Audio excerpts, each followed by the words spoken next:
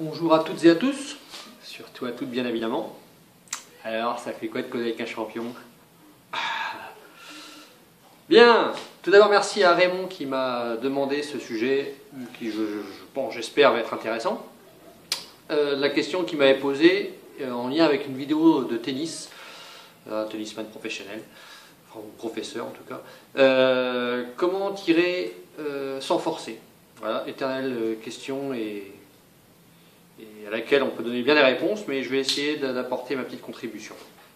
Alors, tout d'abord une petite expérience. Voici un petit ustensile que j'ai fabriqué avec une ficelle et quelque chose qui pend un peu lourd, au hasard avec un tire-bouchon, au bout. D'accord? Si je fais partir avec un angle donné, je pars à peu près avec un angle de 60 degrés par rapport au sol, et que je lâche, mon objet va avoir une certaine vitesse. On verra peut-être mieux dans ce plan-là. Voilà. Maintenant, si je fais la même chose, en donnant un peu d'impulsion, un tout petit peu d'impulsion avec la main, mon objet aura plus de vitesse. Donc je vais augmenter la force en fait. D'accord? Maintenant, même chose, si j'augmente un peu la longueur de la ficelle, j'augmente la longueur de la ficelle, toujours à peu près du même angle, et là, mon objet a encore plus de force. Ok? Imaginez qu'en plus, il y ait une main au bout de l'objet qui fasse comme ça. Plus il y aura de vitesse de translation au niveau du bras, et plus le coup du poignet qui va encore accentuer la force va être décuplé. D'accord? C'est purement logique, c'est purement physique. Eh bien là je parle de pétanque. Comment tirer sans forcer? C'est exactement le même principe. On fait l'apologie des grands balanciers. Alors c'est sûr que ça aide d'avoir un grand balancier.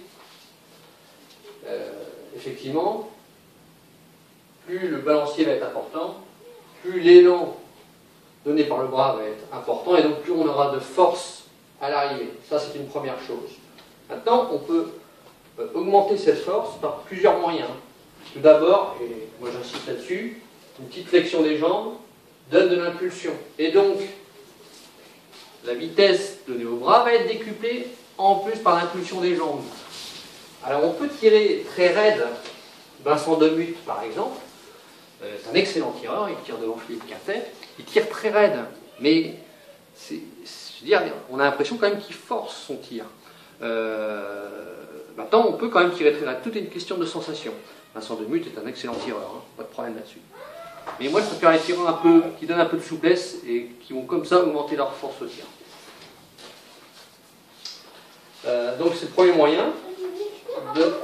Donner de la flexion en fait, faire de la flexion un petit peu sur les jambes qui va décupler le tir. Ensuite, donc comme j'ai dit, ce mouvement de poignet, mais ça j'ai déjà dit, ce mouvement de poignet va décupler la force donnée par le bras.